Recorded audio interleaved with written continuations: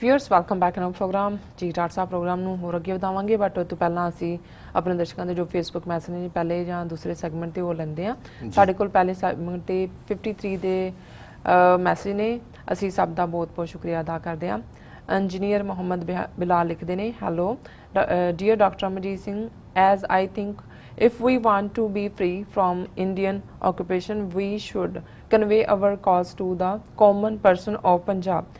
As per my knowledge, Indian authorities are creating issues in the Punjab like poverty, drug smuggling, political hegemony so that they can make Punjabis busy in these issues and Khalistan's idea should not be a center point.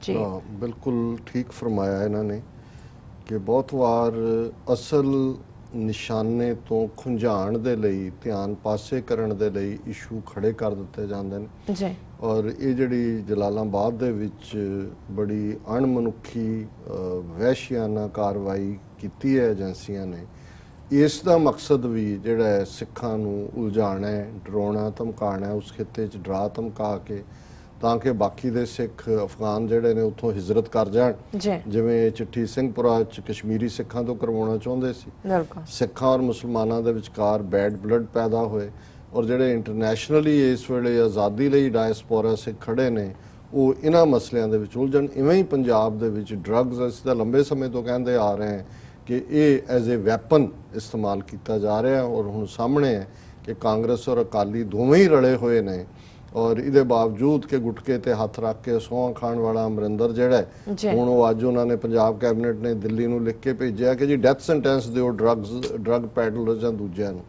और इस सारे च असीं देख रहे हैं और उही सेंटर जिन्हों पंजाब असैंबली ने बिल पास करके भेजिया सी कि गुरु ग्रंथ साहिब की बेअदबी करन वाले नूं उम्र कैद दित्ती जाए वो वापस करता सेंटर ने और पंजाब ने उन्होंने कहा जी नहीं तुसीं कल्ला गुरु ग्रंथ साहिब ना लिखो फिर हिंदू मूर्तियां और इन्हां दा भी लिखो क्योंकि असी सैकुलर कंट्री हैं सो कुल मिला के जिहड़े इस किस्म दे भी इशू ने असी क्योंकि भावक है इन्हां मुद्दिआं दे उत्ते उहदे च भी सानू ये उलझाया होया इहदे च कोई शक नहीं जी अमरजीत सिंह आज जी सान लिखते ने डॉक्टर साहब वाहिगुरू जी का खालसा वाहिगुरू जी की फतेह take out senior leadership and try to show a world India is helping hand to six totally ਇਹਦੇ ਚੋਂ ਇਹ ਕਹਿਣਾ ਚਾਹੁੰਦੇ ਨੇ ਕਿ ਵੀ ਇਹ ਜਿਸ ਤਰੀਕੇ ਦੇ ਨਾਲ ਇਹ ਸਾਰੇ ਇਸ਼ੂ ਨੂੰ ਵੀ ਅਫਗਾਨ ਸਿੱਖਾਂ ਵਾਲੇ ਵੀ ਕਰ ਰਹੇ ਨੇ ਉਹ ਇਹ ਪ੍ਰਭਾਵ ਦੇਣਾ ਹੈ ਦੇਖੋ ਜੀ ਸਾਡੀ ਇੰਡੀਅਨ ਗਵਰਨਮੈਂਟ ਮਦਦ ਕਰ ਰਹੀ ਹੈ ਸੁਸ਼ਮਾ ਨੇ ਕਿਹਾ ਜੀ ਅਸੀਂ ਉਹਨਾਂ ਦੇ ਪਰਿਵਾਰਾਂ ਦੀ ਆਰਥਿਕ ਮਦਦ ਵੀ ਕਰਾਂਗੇ ਜੀ totally agencies work big loss heartfelt condolence to the family and to the community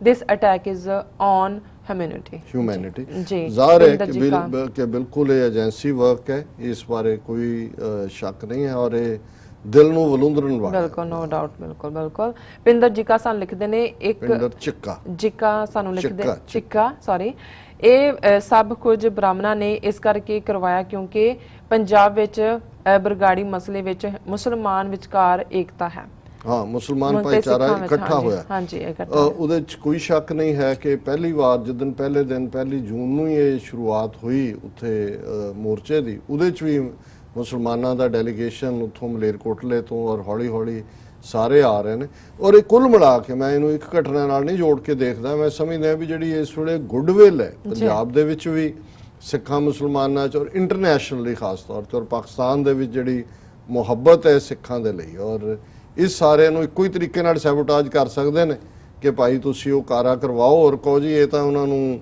ਜਿਹੜਾ ਹੈ ਉਹ ਧਾਰਮਿਕ ਕਰਕੇ ਕਿ ਜੀ ਇਹ ਤਾਂ ਦੇਵੀ ਦੇਵਤਿਆਂ ਦੇ ਪੁਜਾਰੀ ਨੇ ਇਹ ਇਸ ਲਈ ਮਾਰਿਆ ਔਰ ਨਾਂ ਲੈ ਦਿਓ ਕਿਸੇ ਦਾ ਵੀ ਬਿਲਕੁਲ ਜਸਬੀਰ ਸਿੰਘ ਸਾਨ ਲਿਖਦੇ ਨੇ ਵੈਸੇ ਅਸੀਂ ਆਪਣੇ ਭਰਾਵਾਂ ਦਾ ਆਪਣੇ ਭਰਾਵਾਂ ਦੀ ਕਿੰਨੀ ਕੁ ਹਮਾਇਤ ਕੀਤੀ ਹੈ ਸਿਵਾਏ ਅਥਰੂ ਹੋਣ ਤੋਂ ਬਿਨਾਂ ਸਿੱਖ ਤੇ ਹਿੰਦੂ ਉੱਥੇ ਦੇਰ ਤੋਂ ਦੁੱਖ ਭੋਗ ਰਹੇ ਹਨ ਹੁਣ ਤਾਂ ਬਹੁਤ ਵੱਡੀ ਗੱਲ ਹੋ ਗਈ ਹੈ ਪਰ ਇਸ ਤੋਂ ਪਹਿਲਾਂ ਵੀ ਬਹੁਤ ਵਾਰ ਉਹਨਾਂ ਬਾਰੇ ਖਬਰਾਂ ਲੱਗੀਆਂ ਹਨ ਕਸ਼ਮੀਰ ਦੇਖੋ ਮੈਂ ਉਹਨਾਂ ਦੇ ਕੰਸਰਨ ਬਾਰੇ ਕਹਿਣਾ ਚਾਹੁੰਦਾ ਇਹਦੇ 'ਚ ਕੋਈ ਸ਼ੱਕ ਨਹੀਂ ਹੈ ਕਿ ਚੈਲੰਜਸ ਇੰਨੇ ਜ਼ਿਆਦਾ ਨੇ ਔਰ ਜਿਹੜਾ ਕਮਿਊਨਿਟੀ ਦਾ ਐਕਟਿਵ ਹਿੱਸਾ ਕਿਸੇ ਪਾਸੇ ਮਦਦਗਾਰੀ ਕਰਦਾ ਉਹ ਛੋਟਾ ਹੈ ਲੇਕਿਨ ਇਹਦੇ ਬਾਵਜੂਦ ਜਦੋਂ ਵੀ ਕੋਈ ਚੈਲੰਜ ਔਰ ਇਸ ਵੇਲੇ ਅਫਗਾਨ ਕਮਿਊਨਿਟੀ ਜਿਹੜੀ ਇਸ ਪੀਰੀਅਡ 'ਚ ਬਾਹਰ ਕੋਈ ਉੱਥੇ ਇੰਡੀਆ ਨਹੀਂ ਬੈਠੇ ਜਾ ਕੇ ਬਹੁਤੇ ਜਿਹੜੇ ਨੇ ਇੰਗਲੈਂਡ ਦੇ ਵਿੱਚ ਬਹੁਤ ਵੱਡੀ ਕਮਿਊਨਿਟੀ ਆਈ ਹੈ ਉਹਨਾਂ ਦੀ ਅਸਾਈਲਮ ਮਿਲੀ ਹੈ ਗੁਰਦੁਆਰੇ ਨੇ ਅਮਰੀਕਾ 'ਚ ਵੀ ਸਾਡੇ ਨਿਊਯਾਰਕ ਸ਼ਹਿਰ 'ਚ ਵੀ ਸੋ ਉਹ ਵੀ ਉਹਨਾਂ ਦੇ ਜਿਹੜੇ ਨੇ ਹੈਲਪਿੰਗ ਹੁੰਦੇ ਨੇ ਅਸੀਂ ਹਮੇਸ਼ਾ ਹੀ ਸਮਝਦੇ ਹਾਂ ਔਰ ਜਿਵੇਂ ਹੁਣ ਸ਼ਿਲੌਂਗ ਵਾਲਾ ਹੈ ਯੂਨਾਈਟਿਡ ਸਿੱਖਸ ਨੇ ਉੱਥੇ ਕੱਲ੍ਹ ਹੀ 3 ਨੌਜਵਾਨ ਜਿਹੜੇ ਫੜੇ ਹੋਏ ਸੀ, ਉਹ ਸਾਰੇ ਸਿੱਖ ਨੌਜਵਾਨ, ਉਹਨਾਂ ਦੀ ਜ਼ਮਾਨਤ ਹੋਈ ਹੈ, ਉਹਨਾਂ ਦੇ ਕੇਸਿਸ ਨੂੰ ਲੜ ਰਹੇ ਨੇ।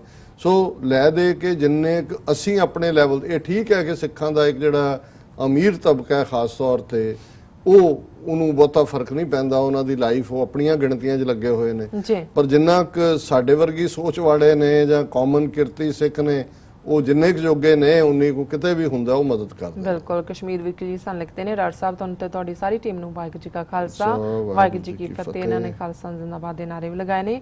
ਚਾਹੀ ਲੋਪੀ ਲਿਖਦੇ ਨੇ, ਇਹ ਪੰਜਾਬ ਵਿੱਚ ਜੋ ਡੋਡਿਆਂ ਦੀ ਖੇਤੀ ਕਰਨ ਦਾ ਯਤਨ ਕੀਤਾ ਜਾ ਰਿਹਾ ਹੈ, ਕਿ ਇਹ ਆਖਰੀ ਵਾਰ ਆ ਸਿੱਖ ਧਰਮ ਤੇ ਆਪਣੇ ਵਿਚਾਰ ਜ਼ਰੂਰ ਲਿਖੋ। ਖਾਲਸਾ ਜ਼ਿੰਦਾਬਾਦ। ਇੱਕ ਦਿਨ ਪਹਿਲਾਂ ਵੀ ਇੱਕ ਵੀਰ ਨੇ ਪੁੱਛਿਆ ਸੀ ਕਿ ਵੀ ਇਹ ਜਿਹੜਾ ਇੱਕ ਮੰਗ ਹੈ ਉੱਥੇ ਕਿ ਅਫੀਮ ਦੀ ਖੁੱਲ੍ਹ ਹੋਏ ਖੇਤੀ ਦੀ, ਜਾਂ ਜਿਵੇਂ ਕੈਨੇਡਾ ਨੇ ਭੰਗ ਖੋਲ ਦਿੱਤੀ, ਇਸ ਤੇ ਅਸੀਂ ਅੱਜ ਤਾਂ ਵੈਸੇ ਵੀ ਨਹੀਂ ਇੱਕ ਡਿਫਰੈਂਟ ਮੈਂਟਲ ਜ਼ੋਨ ਹੈ, ਫਿਰ ਕਿਸੇ ਵੇਲੇ ਇਸ ਕਿਸਮ ਦੇ ਇਸ਼ੂ ਨੂੰ ਲਵਾਂਗੇ। ਅਮਰਜੀਤ ਸਿੰਘ ਖਾਲਸਾ ਨੇ ਸਾਨੂੰ ਲਿਖਦੇ ਨੇ, ਭਾਰਤੀਆਂ ਏਜੰਸੀਆਂ ਤੋਂ ਬਿਨਾਂ ਕੋਈ ਨਹੀਂ ਹੋ ਸਕਦਾ, ਫਾਇਦਾ ਇਸ ਵਿੱਚ ਕੇਵਲ ਹਿੰਦੂਆਂ ਨੂੰ ਟਕਰਾ ਕੇ ਸਿੱਖਾਂ ਤੇ ਮੁਸਲਮਾਨਾਂ 'ਚ 12 ਕੌਂਸਲ ਖਾਨੇ ਅਫਗਾਨਿਸਤਾਨ ਵਿੱਚ ਇਹਨਾਂ ਦੇ ਜਿਵੇਂ ਖੁੱਲੇ ਨੇ, ਤੇ ਮੀਡੀਆ ਰੌਲਾ ਪਾ ਰਿਹਾ ਕਿ ਸਿੱਖਾਂ ਨੂੰ ਮਾਰਤਾ। ਇਸ ਤੋਂ ਅੰਦਾਜ਼ਾ ਲਾਣਾ ਕੋਈ ਔਖਾ ਨਹੀਂ। ਇਹਦੇ 'ਚ ਕੋਈ ਸ਼ੱਕ ਨਹੀਂ ਹੈ ਕਿ ਇੰਡੀਆ ਨੇ 12 ਕੌਂਸਲੇਟ ਅਫਗਾਨਿਸਤਾਨ 'ਚ, ਕਿਹੜੇ ਅਫਗਾਨ ਵੀਜ਼ੇ ਲੈ ਕੇ ਇਹਨਾਂ ਦੇ ਕੋਲ ਇੰਨੇ 12 ਦੀ ਲੋੜ ਹੈ, ਉਹ ਸਾਰੇ ਪਾਕਿਸਤਾਨ ਬਾਰਡਰ ਤੇ ਨੇ, ਔਰ ਜਿਹੜਾ ਇੰਟੈਲੀਜੈਂਸ ਏਜੰਸੀਆਂ ਦੇ ਹੀ ਉਹ ਹੈੱਡਕੁਆਰਟਰ ਨੇ। ਜੀ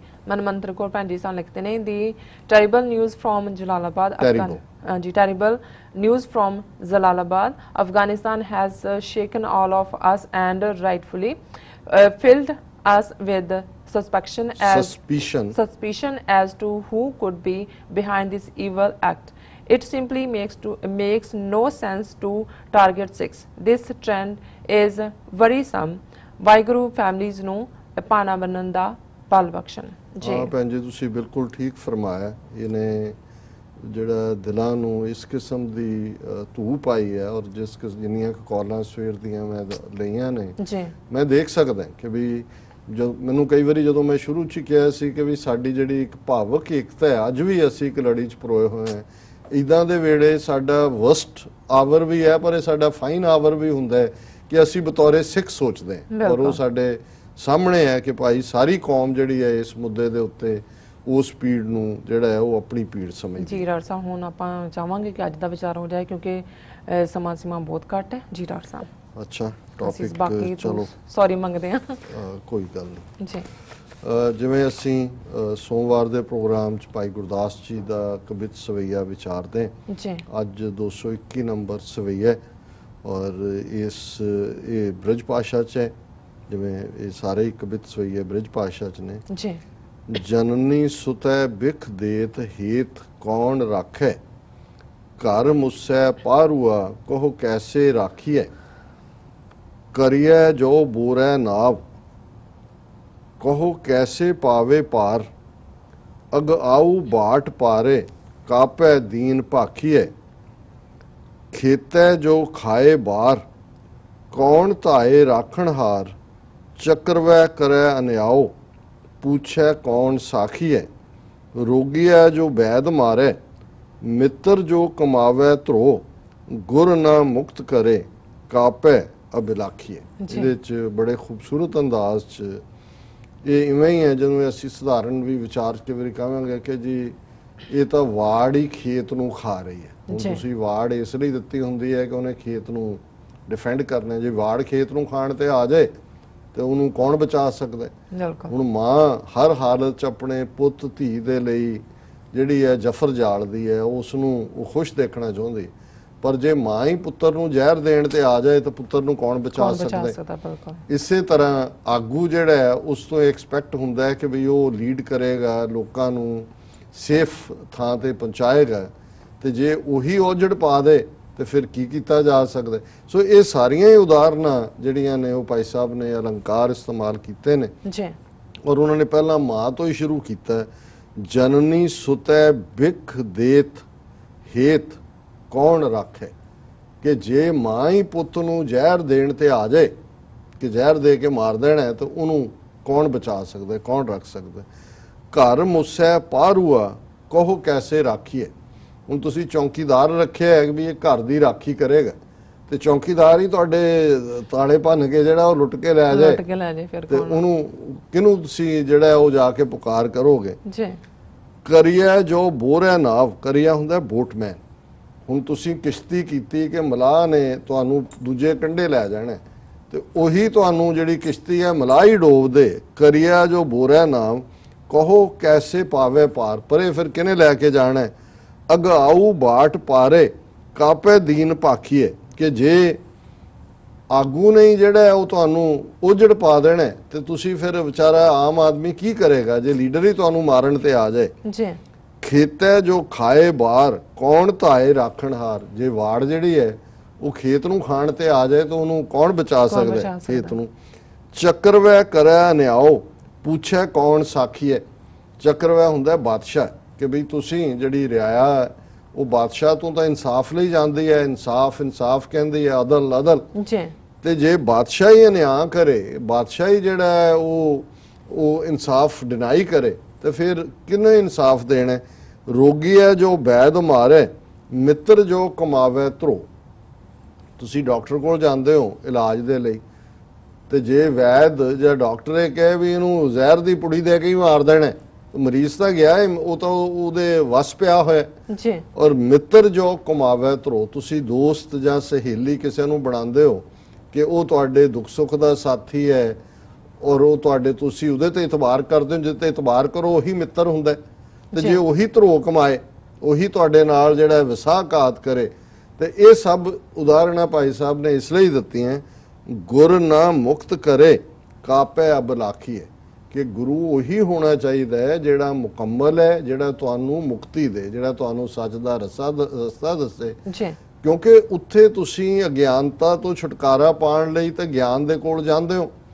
ਜਿਵੇਂ ਕਬੀਰ ਸਾਹਿਬ ਨੇ ਇਸ ਦੇ ਉੱਤੇ, ਕਬੀਰ ਮਾਏ ਮੁੰਡੋ ਤਹਿ ਗੁਰੂ ਕੀ, ਜਾਂ ਤੇ ਭਰਮ ਨਾ ਜਾਏ, ਆਪ ਡੂਬੇ ਚੌ ਬੇਦ ਮੈਂ ਚੇਲੇ ਦੀਏ ਵਹਾਏ। ਇਹ ਸਾਰੇ ਉਹਨਾਂ ਨੇ ਕਿਹਾ ਵੀ ਜਿਹੜਾ ਗੁਰੂ ਇਹ ਪੰਡਤ ਵੱਡਾ ਬ੍ਰਾਹਮਣ ਬਣਿਆ ਹੋਇਆ, ਇਹਦੀ ਮਾਂ ਦਾ ਸਿਰ ਮੁੰਨ ਦਿਓ। ਮਾਏ ਮੁੰਡੋ ਤਹਿ ਗੁਰੂ ਕੀ, ਜਾਂ ਤੇ ਭਰਮ ਨਾ ਜਾਏ, ਵੀ ਇਹਨੇ ਤੁਹਾਡਾ ਕੀ ਭਰਮ ਕੱਢਣਾ, ਇਹਨੇ ਤੁਹਾਨੂੰ ਕੀ ਦੇਣਾ? ਆਪ ਡੂਬੇ ਚੌ ਵੇਦ ਮੈਂ ਚੇਲੇ ਦੀ ਹੈ, ਵੀ ਆਪ ਤਾਂ ਇਹ ਡੁੱਬਿਆ ਹੀ ਸੀ, 4 ਵੇਦਾਂ ਦਾ ਆਸਰਾ ਫੜ ਕੇ ਵੇਦਾਂ ਦੇ ਨਾਲ ਹੀ ਡੁੱਬਿਆ ਹੋਇਆ, ਤੁਹਾਨੂੰ ਵੀ ਡੁੱਬ ਦਿੱਤਾ, ਚੇਲੇ ਵੀ ਨਾਲ ਹੀ ਰੋੜ ਦਿੱਤੇ। ਜੀ ਸੋ ਇਹ ਉਸ ਕਿਸਮ ਦੇ ਭਾਵ ਨੂੰ ਹੀ ਪ੍ਰਗਟ ਕਰਦਾ ਹੈ ਕਿ ਜਿੱਥੇ ਗੁਰੂ ਉਹੀ ਹੈ ਜਿਹੜਾ ਮੁਕੰਮਲ ਹੋਏ, ਜਿਹੜਾ ਤੁਹਾਡੇ ਅਗਿਆਨਤਾ ਦੇ ਉਸ ਜਾਲ ਨੂੰ ਕੱਢੇ, ਜੀ ਤੁਹਾਨੂੰ ਚਾਨਣ ਦੇ ਵਿੱਚ ਲਿਆਓ। ਗੁਰ ਨਾ ਮੁਕਤ ਕਰੇ, ਕਾਪੈ ਅਬਲਾਖੀ ਹੈ, ਕਿ ਜਿਹੜਾ ਇੱਕ ਬਲਾਖੀ ਹੈ, ਸੀਕਰ ਹੈ, ਉਹ ਗੁਰੂ ਦੇ ਕੋਲ ਗਿਆ। ਜੇ ਗੁਰੂ ਨੇ ਹੀ ਮੁਕਤ ਨਹੀਂ ਕੀਤਾ, ਉਹਦੀ ਸ਼ੰਕਾ ਦੂਰ ਨਹੀਂ ਕੀਤਾ, ਉਸ ਨੂੰ ਜਿਹੜਾ ਸੱਚ ਦਾ ਰਸਤਾ ਨਹੀਂ ਦੱਸਿਆ,